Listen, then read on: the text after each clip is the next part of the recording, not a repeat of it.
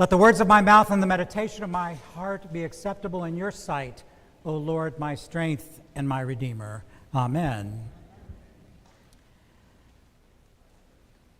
This is one of my favorite gospel stories. In fact, I would say that maybe even Bartimaeus is one of my favorite characters in the Bible. There's something about his tenacity, his audacity, and his fierce vivacity that inspires me. He's inspiring. No matter what anybody else said, he got up. He knew who Jesus was, and he lived in darkness, yet he saw more clearly than any of his seeing contemporaries. A blind beggar sitting in the dirt alongside the road to Jerusalem knew what he wanted, and he couldn't be dissuaded from it. Now, how many people here know of the play Godspell, the musical play? I knew this was a musical community and that would not be lost on you. But all this week while I was trying to figure out how to preach this today, while doing all kinds of other things and being completely sidetracked by the purchase of the property, I kept hearing the Day by Day song. You know that one? Day by day, dear Lord, I pray to love you more. Three things I pray: to see thee more clearly, love thee more dearly, and follow thee more nearly day by day. This is what I would want Jesus to do if I had the opportunity to ask him to do something for me. And it's interesting that last week we heard, if you remember last week, James and John, the disciples, what did they ask Jesus for? Remember that yesterday? They asked him for something, and Jesus said to them, "What is it that you want me to do for you?" And they said, "Grant us to sit one at your right hand and one at your left hand in your glory."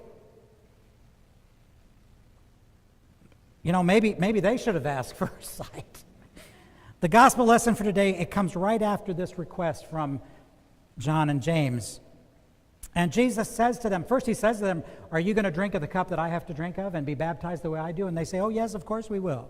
But then Jesus tells them that is not mine to grant.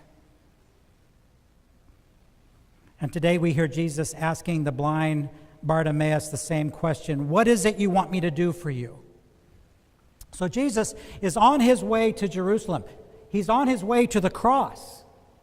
He's on his way to suffering and death. And they're going through Jericho, which is about 20 miles northeast of Jerusalem. And as they are leaving, Bartimaeus, a blind beggar, calls out to Jesus, calling him, "Jesus, Son of David, have mercy on me." What does that mean? Why does Bartimaeus address him this way? Well, a popular expectation of the time was that the Messiah would be from the house of David. So he's acknowledging that this is a messianic title. He's identifying who Jesus is. And by calling him the Son of David, he's honoring him and acknowledging him as the Messiah. And in a very real sense, he's declaring his faith. He's declaring his faith out loud. And there's no question that the blind man sees clearly who Jesus is and that he has the authority and the power to restore his sight, even though the sighted disciples are still operating in the dark. And the disciples, what are the disciples doing? They're telling the blind man, "Oh, be quiet. Shh." And he yells at him. The blind man yells at him again, "Jesus, Son of David, have mercy on me." And this time, Jesus calls the blind man to him. But you know what he did first? He kind of made the disciples go get him. And the disciples go, "Look, he's calling you. Get up." And then he asks him that question, "What do you want me to do for you?" Well, what would you want Jesus to do for you? Okay, everyone here, close your eyes. Close your eyes. What if you didn't have your sense of sight? It's well known that other senses will increase as they are needed if you lose one, for example. Like if you hearing, your hearing might improve, your sense of touch might improve. And what do you hear?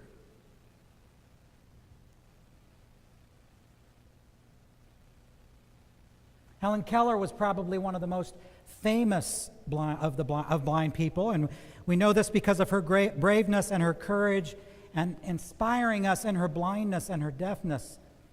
In her life, she taught people to change the way they saw blind and deaf people. She changed the perception. She was not born deaf-blind, but at the age of 19 months, she suffered what was called a brain fever that left her both blind and deaf.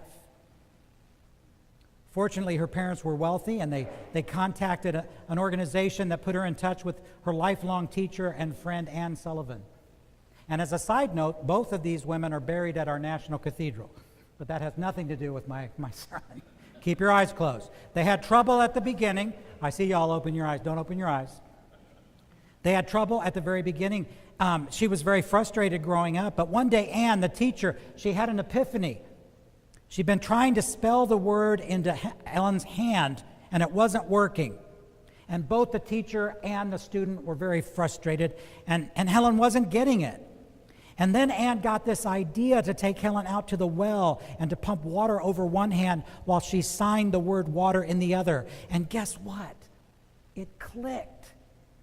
And by the end of that day, Helen had learned to sign 30 new words. In fact, years later, Anne wrote in the Atlantic Monthly magazine an article called 3 Days to See, that if she only had 3 days to see, Helen wrote this, that if she had only 3 days to see, she would want to see all her friends on the first day, nature would fill her second day, and the third day she would spend at home in New York City watching the busy city going to museums and the like. And she concludes the sentence with, "I who am blind can give one hint to those who see." One hint. One admonition to those who would make full use of the gift of sight. Use your eyes as if tomorrow you would be stricken blind. And the same method can be applied to the other senses. Make the most of every single sense. Glory in all the facets of pleasure and beauty which the world reveals to you through the several means of contact which nature provides. But of all these senses, I'm sure that sight must be the most delightful. Okay, you can open your eyes. Now today in our 21st century, if you were born blind or deafblind, with proper training you could survive and you could have a very useful life. It may be that in your lifetime there might be a cure or a transplant might be offered. However, in first century Palestine, if you were born blind, it meant that you would live in hopeless poverty, that you would have to become a beggar, and that's what you did for a living. You would be forced to live on the margins and off the mercy and generosity of others. Medical expertise to correct your vision was still centuries in the future. And Jesus calls the blind man to him and he says, "What do you want me to do for you?" And the blind man addresses him, "Rabbi, let me see." And Jesus grants him his wish and says, "Go, your faith has made you well." And Bartimaeus joins in the journey to Jerusalem. That last line, he becomes a follower. He becomes a follower on the way. So Jesus' healing of the blind Bartimaeus holds out hope that the disciples' blindness might eventually be cured, and maybe even our own blindness. Who do you identify with in this story? The disciples always seem to get such a bum rap as not getting it. But eventually they do. We know that they do. But in the gospel, it seems that they just don't grasp it. And what about us? How does our blindness play into us recognizing Jesus? And not just in ourselves, but in everyone that we meet along our journey to Jerusalem. What if we called out to him in our darkness? Jesus is already calling us. And he says to us, "What do you want me to do for you?" How would you answer that question? Think about it. Helen Keller also said that there are none so blind as those who refuse to see. There are none so blind as those who refuse to see. So there's a story of a woman named Colleen who received eyes to see. And a few years ago, with the help of Presbyterian mission money, she helped to establish a halfway house for women who were recovering drug addicts. And she schedules 12-step groups, arranges for childcare, and generally tries to get the women back up on their feet.